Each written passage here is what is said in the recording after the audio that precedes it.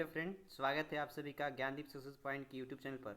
आज हम लोग हिंदी विषय के पार्ट 5 नगरी लिपि से संबंधित जितने भी महत्वपूर्ण प्रश्न बनने वाले हैं उन सभी को देखेंगे। तो वीडियो के अंत तक बने रहिएगा।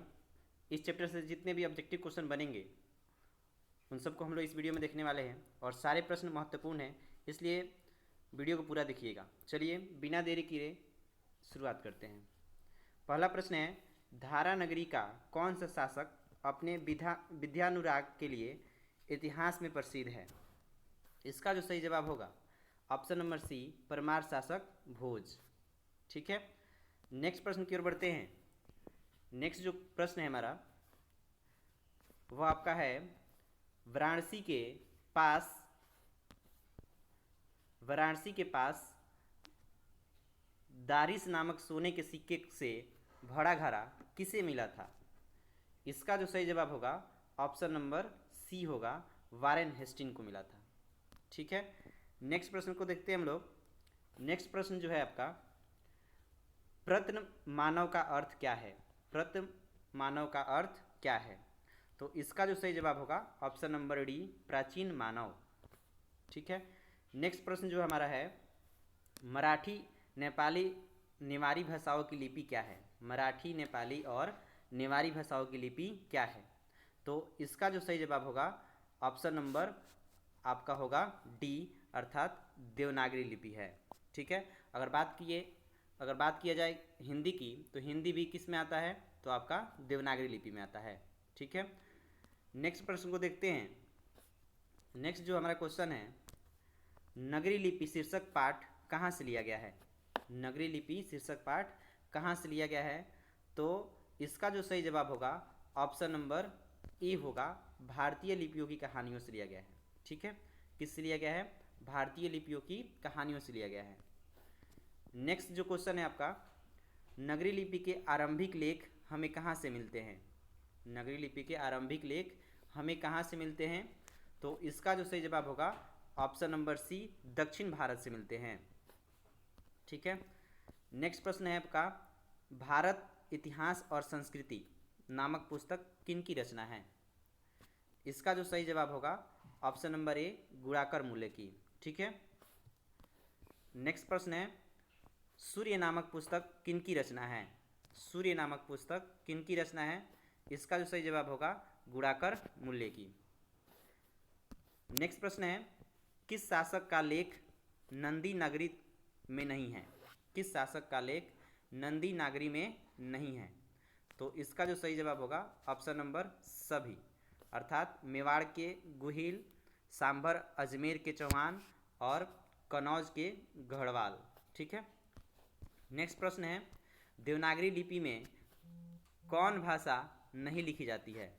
देवनागरी लिपि में कौन भाषा नहीं लिखी जाती है? तो इसका जो सही जवाब होगा ऑप्शन नंबर सी, तमिल। बाकी आपका हिंदी, मैथिली और नेपाली ये सब किस में लिखी जाती है? देवनागरी लिपि में लिखी जाती है। नेक्स्ट प्रश्न है आपका, गुणाकर मूल्य ने किस भारतीय लिपियों से देवनागरी लिपि का संबंध बताया है? तो इसका जो सही जवाब होगा ऑप्शन नंबर सी हो जाएगा, अर्थात ब्राह्मी लिपि और सिद्धम लिपि। नेक्स्ट प्रश्न है, उत्तर भारत के नगरी लिपि को हम किस नाम से जानते हैं? उत्तर भारत के नगरी लिपि को हम किस नाम से जानते हैं? तो इसका जो सही जवाब होगा ऑप्शन नंबर ए, अर्थात देवनागरी लिपि के नाम से जानते हैं।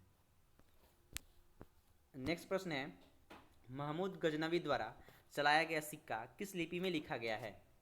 महमूद गजनवी द्वारा चलाया गया सिक्का किस लिपि में लिखा गया है? तो इसका जो सही जवाब होगा ऑप्शन नंबर ए, ब्राह्मी लिपि में लिखा गया है। नेक्स्ट प्रश्न है, मराठी भाषा की लिपि क्या है? मराठी भाषा की लिपि क्या है? तो इसका जो सही जवाब होगा ऑप्शन नंबर ए, देवनागरी। ठीक है, नेक्स्ट प्रश्न है, मराठी का कौन सा अक्षर देवनागरी लिपि से भिन्न है? मराठी का कौन सा अक्षर देवनागरी लिपि से भिन्न है? तो इसका सही जवाब होगा ऑप्शन नंबर बी, अर्थात ल जो है वह क्या है, इन सबसे भिन्न है। बंगला लिपि प्राचीन नगरी लिपि की डैश है। बंगला लिपि प्राचीन नगरी लिपि की क्या है, इसको बताना है। तो इसका सही जवाब जो होगा आपका ऑप्शन नंबर सी होगा, बहन। अर्थात बंगला लिपि को प्राचीन नगरी लिपि की बहन कहते हैं। नेक्स्ट प्रश्न है, मात्यखेट के राष्ट्रकूट तथा विजयनगर के शासकों के लेख किस लिपि में प्राप्त हुए हैं? तो इसका जो सही जवाब होगा ऑप्शन नंबर ए, नंदी नागरी लिपि में। ठीक है। नेक्स्ट प्रश्न है, किस शासक ने ऐसा सिक्का चलाया था जिस पर राम सीता की आकृति और नगरी लिपि में राम सिया शब्द अंकित है? तो इसका जो सही जवाब होगा ऑप्शन नंबर बी, अर्थात अकबर ने चलाया था। नेक्स्ट हमारा प्रश्न है, मालवा में नगरी लिपि का प्रयोग होता था, इसका उल्लेख किसने अपनी पुस्तक में किया है? तो इसका जो सही जवाब होगा option number A, Al-Biruni. Al-Biruni ने ये उल्लेख किया है कि मालवा में नगरी लिपि का प्रयोग होता था। नेक्स्ट क्वेश्चन है, राष्ट्रकूट शासक की नींव किसने डाली थी? राष्ट्रकूट शासक की नींव किसने डाली थी? सही जवाब होगा ऑप्शन नंबर बी, दंती दुर्ग ने डाली थी। नेक्स्ट प्रश्न है, हिंदी के आदि कवि कौन हैं? हिंदी के आदि कवि कौन हैं? इसका जो सही जवाब होगा ऑप्शन नंबर ए, सरहद पाद है। कौन है? सरहद पाद है। नेक्स्ट है, अमोघ वर्ष कौन था? अमोघ वर्ष कौन था? इसका जो सही जवाब होगा ऑप्शन नंबर ए होगा, प्रख्यात एक विद्वान था। ठीक है। मिहिर भोज के ग्वालियर प्रशस्ति किस भाषा में है? मिहिर भोज के ग्वालियर प्रशस्ति किस भाषा में है? आंसर होगा आपका ऑप्शन नंबर बी, संस्कृत भाषा में। देवनागरी लिपि में मुद्रण के टाइप कब बने? देवनागरी लिपि में मुद्रण के टाइप कब बने? आंसर होगा ऑप्शन नंबर ए, 2 सदी पहले। नेक्स्ट प्रश्न है, बेतमा कहाँ है? बेतमा कहाँ है? आंसर होगा ऑप्शन नंबर सी, इंदौर के पास। दक्षिण भारत के किस राजा के पलियम ताम्रपत्र मिले हैं? दक्षिण भारत के किस राजा के पलियम ताम्रपत्र मिले हैं? तो इसका जो सही जवाब होगा ऑप्शन नंबर बी होगा, राजा वरगुण को मिले हैं। ठीक है। नगरी लिपि निबंध किस पुस्तक से लिया गया है? तो नगरी लिपि जो निबंध है आपका भारतीय लिपियों की कहानियों से लिया गया है। आरंभिक हिंदी का साहित्य कब से मिलने लग जाता है? आरंभिक हिंदी का साहित्य कब से मिलने लग जाता है? तो इसका जो सही जवाब होगा ऑप्शन नंबर ए, 8वीं-9वीं सदी से मिलने लगता है। सिद्धम क्या है? सिद्धम क्या है? तो सिद्धम जो है आपका एक प्रकार का लिपि है। सिद्धम जो है एक प्रकार का क्या है?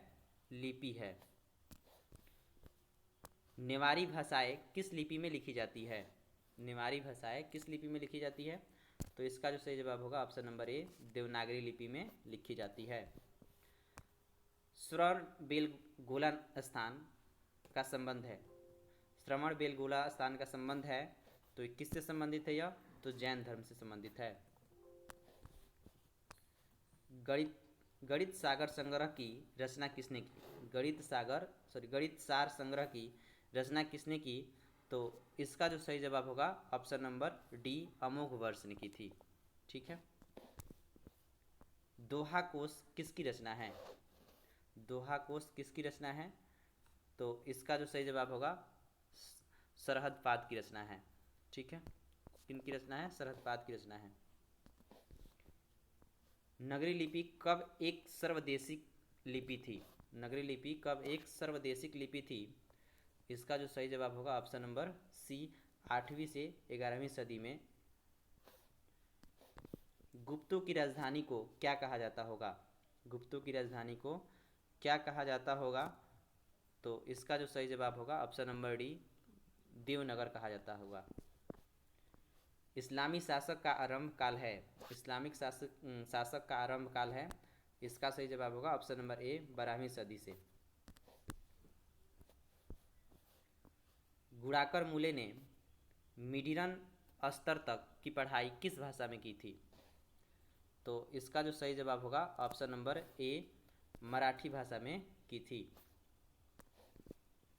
मुठ्ठे ने अंग्रेजी व हिंदी की पढ़ाई कहाँ से की थी?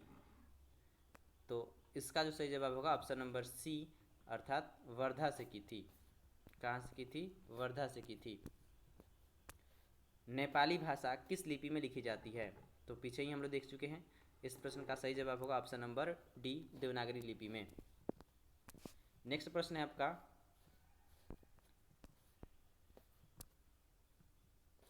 केरल के शासकों के द्वारा सिक्कों पर वीर केरलस्य शब्द किस लिपि में लिखी गई है? तो इसका जो सही जवाब होगा ऑप्शन नंबर ए अर्थात नागरी लिपि में लिखी गई है। हिंदी भाषा की लिपि क्या है? इसको तो सब कोई जानता होगा। ऑप्शन नंबर बी देवनागरी लिपि। दक्षिण भारत की नागरी लिपि क्या कहलाती है? दक्षिण भारत की नागरी लिपि क्या कहलाती है? तो इसका जवाब होगा ऑप्शन नंबर सी नंदी नागरी। नागरी लिपि शीर्षक पाठ साहित्य की कौन विद्या है? नागरी लिपि शीर्षक पाठ साहित्य की कौन विद्या है? तो इसका सही जवाब होगा ऑप्शन नंबर बी निबंध है। दक्षिण भारत में द्रविड़ भाषा परिवार की कौन सी भाषा सबसे प्राचीन है? इसका जो सही जवाब होगा ऑप्शन नंबर ए तमिल। नागरी लिपि निबंध के लेखक हैं। नागरी लिपि निबंध के लेखक हैं। इसका जो सही जवाब होगा ऑप्शन नंबर बी गुणाकर मूल्य।